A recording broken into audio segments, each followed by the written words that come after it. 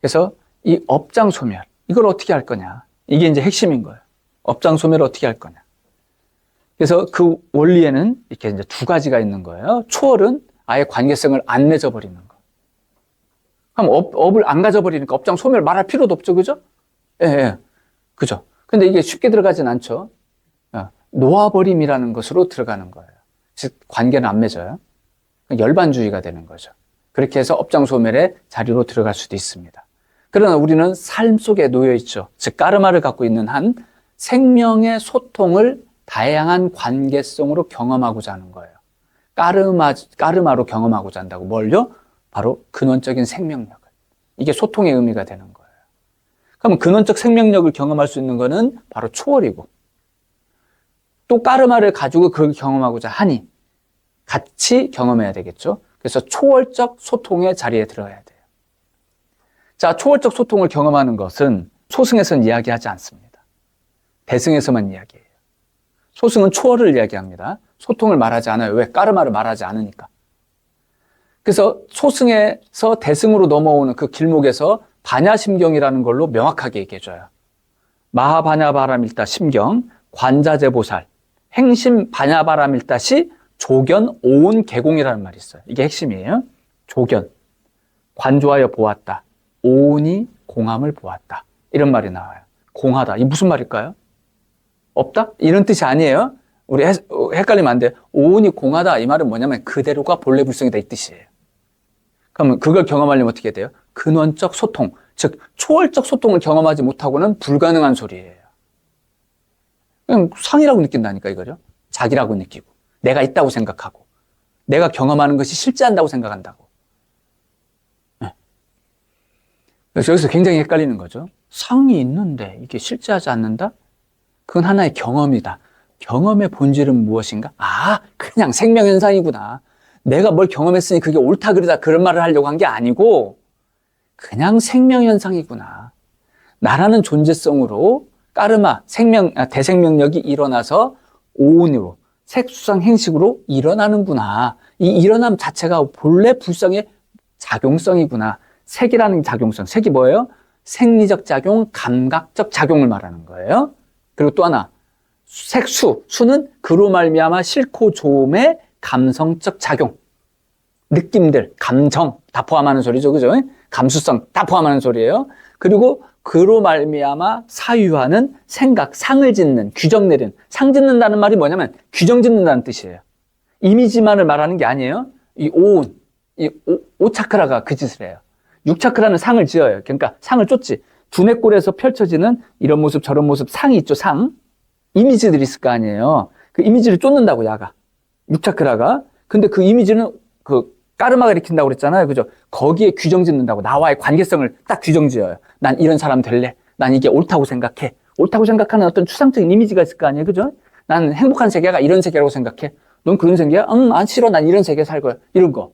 자기만의 어떤 독특한 이미지를 그리는 거 있죠. 그죠? 자, 그 이미지를 놓고 옳다, 그르다라고 판단 내려버리는 게 오차크라가 하는 거예요. 오차크라. 오차크라에서 그걸 놓고 규정 내려버리는 거예요. 난 이렇게 할래. 라고 의지를 갖는단 말이에요. 이게 상지음이에요. 이미지만 있어서 상지음이 되는 게 아니에요. 이미지 갖고 되는 게 아니라 거기에 의지가 투입돼야 돼요. 나라고 하는 존재성과 관계가 만들어져야 된다고. 난 이런 사람 될래. 난 이렇게 살래. 해서 의지가 투입돼 줘야 돼. 그걸 상지음이라고 하는 거예요. 만약에 상지음이 없으면 그냥 상이에요. 그냥. 이 상은 의미가 없어요. 나하고 아무 의미 없어요. 그냥 떠나가는 구름과도 같은 거예요. 아, 이런 생각이 일어나는구나. 끝. 아, 저런 생각이 일어나는구나. 끝. 그냥 끝이에요. 그냥. 그런데 거기에 의미 부여가 일어나. 그때부터는 아상이 생기는 거예요. 그때부터. 난 이런 존재가 될래라고 하는 확정된 자기 삶을 갖다가 선택해버리는 것이 된다고요. 난 이런 존재야. 그러니까 너 나 이렇게 대접해줘. 당신 지금 그딴 식으로 나한테 지금 이야기하면 돼? 이런 거예요. 나는 너로부터 이런 대접을 받아야 되는데 왜 나한테 그딴 식으로 얘기해? 라는 거잖아요. 그죠? 이미 자기 자신을 규정 내리고 있죠. 저 사람과의 관계를 규정 내리고 있잖아요. 그죠? 이걸 상지음이라고 하는 거예요. 관계를 규정 짓는 것. 그걸 상이라고 하는 거예요. 단순하게 이미지만을 말하는 게 아니라 나와의 관계성을 만드는 것. 그걸 의미하는 겁니다. 그런 식으로 색수상행식이라는 작용성이 있단 말이에요. 상작용 그런 거예요. 색수상, 행은 뭐예요? 무의식적인 의지들, 막 일어나는 의지들, 까르마의 업식들, 그 모든 걸 다 포함하는 소리들이에요. 그리고 식, 알아차림의 작용, 이 5가지의 작용은 그대로가 5가지로 나눈 거지 6가지, 7가지, 10가지로도 나눌 수 있겠죠. 그죠? 한도 끝도 없지, 이거 나누기로 말하면. 5가지만 있어요? 디테일하게 나누면 더 많아요. 근데 5가지로 그 당시에 퉁쳐서 그냥 설명한 거예요. 그래서 오온이라는 것은 깨달은 자의 경험을 설명했을 뿐, 이건 공하다라는 거예요. 오온이라고 하는, 오온으로 우리 설명되는 생명작용은 있는데, 그것은 네가 이걸 두고 색이라고 하고 수라고 하고 상이라고 한들 그건 실제 하는 게 아니다. 그게 아니고 그냥 생명일 뿐이다. 이 얘기라는 거예요. 그건 그냥 본래 생명이야. 그건 상인 적도 없고 수인 적도 없고 행인 적도 없어.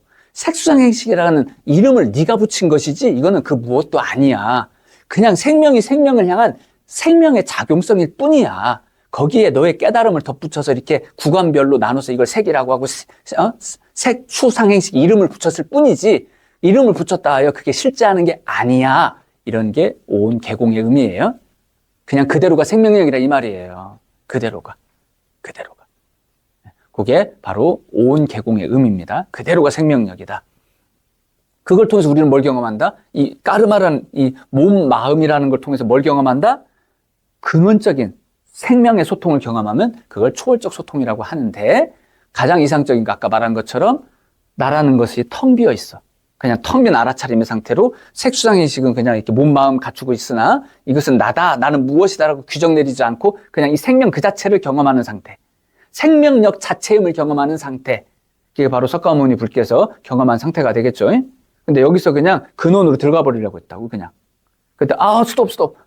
잠깐만요, 석가모니 주선님. 그러는 거 아닙니다. 그냥, 열반에 드시지 마시고, 저분들에게 자비를 베푸셔서, 참 당신의 어떤 가르침을 말씀하신다면, 너무나도 감동스럽게 잘 들을 것 같아요. 자, 이건 내가 좀 가볍게 한 소리고요. 자, 신께서 석가모니 부처님께 강림하실 때 그런 식으로 찾아가진 않죠, 그죠? 석가모니 스톱! 이렇게 찾아가지 않았다고요? 그게 아니라, 참 진실로 모심과 섬김의 마음을 다하셔 가시는 거예요. 생명이 생명을 향해 생명 다하는 심정으로 찾아가셨다고요. 이 텅 비어있는 알아차림으로만 계시는 석가모니 불에게 근원적인 존재가 관계를 맺은 거예요. 그러니 이 브라만의 이 모습은 누구예요, 사실은요? 석가모니 불의 의지인 거예요, 사실은. 맞죠, 그죠? 원래 그런 거예요. 이게 바로 연기법이라는 거죠. 네. 그래서 이렇게 상호 연기돼서 석가모니 부처님이 드디어 강론을 시작하는 거고 그로 말미암아 불교가 스타트가 된 건데 그 모습을 보여주는 게 마치도 이 근원자이신 하나님이 신이 창조주가 강림했죠, 그죠? 이게 성령 강림이에요. 똑같네? 성령 강림. 이게 초월적 소통이에요. 성령 강림. 부처님과 만나는 거야. 수행자인 내가 나의 근원적인 영인 부처님을, 성령을, 창조주를, 근원자를 만나는 거예요. 이건 현상계에서 가능해요. 현상계이기 때문에. 현상계에서는 관계로 맺어지거든요. 왜? 까르마를 갖고 경험하는 세계라서. 까르마를 가졌음에도 불구하고 근원적 소통을 경험한다는 거예요. 이게 바로 초월적 소통입니다. 내가 까르마를 갖고도 나의 본래 품성을 나의 관계 속에서 경험하는 거예요. 즉 하나님으로 나타났어. 하나님이래. 근데 이 하나님이 나에게 강림하신 거야. 강림하셨는데 알겠는 거지. 어떻게 알아요? 내 가슴에서 아는 거예요. 내 가슴에서 나와 둘이 아니라 아는 거예요. 이 가슴에 깃들어 있는 대생명력의 사랑이 나의 눈앞에 나타난 거예요, 한마디로. 내 눈앞에. 신의 모습으로 나타나 주셨다고. 어머니의 모습, 관세음보살님의 모습, 아미타 부처님의 모습, 예수님의 모습, 성모의 모습으로 나타나 주신 거예요. 근원자께서. 그럼 나하고 둘이에요, 하나예요? 하나죠, 그죠? 하나임을 바로 하는 것. 그게 바로 초월적 소통이에요. 그게 반야입니다. 나타나긴 나타나는데 나와 둘이다? 이런 개념이 없는 거예요. 완전히 하나로 경험하는 거예요. 이걸 현전지라고 그래요. 현전지, 반야. 관계, 까르마를 가지고 관계를 맺었음에도 불구하고 둘로 여기지 못하는 상태. 까르마를 가지고도 대생명력 그 자체를 경험하는 상태. 그래서 이제 불교적으로는 불보살님의 강림으로 경험할 수 있다. 이렇게 표현하는 거예요. 그걸 법화경에서는 종지용출품에서 잘 얘기합니다. 종지용출품. 땅에서, 땅을 뚫고 막 그냥 부처들이 막 솟아올라요. 부처들이. 마치 또 그런 모습들. 견보탑품에서 이제 말하는 그런 땅을 뚫고 솟아오르는 탑 속에 근원불이 계시는 그런 모습들. 다 그런 게 바로 초월적 소통을 말하는 건데, 자, 이제 여러분들이 알고 있는 거하고 좀 다를 수 있어요. 공, 반야 이런 개념들이 이런 어떤 관계성으로 이해되지 않아요. 그러니까 엄밀히 말하면 경험이 어려워요. 솔직히 그런 식으로 말하면.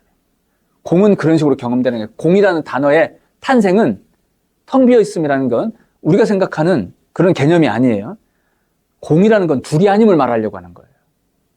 둘이 아닌 순수 상태. 개념 지어지지 않은, 이것은 이것이다라고 규정 내려지지 않은 본래 그 상태, 있는 그대로의 그 상태, 그걸 공이라고 하는 거예요.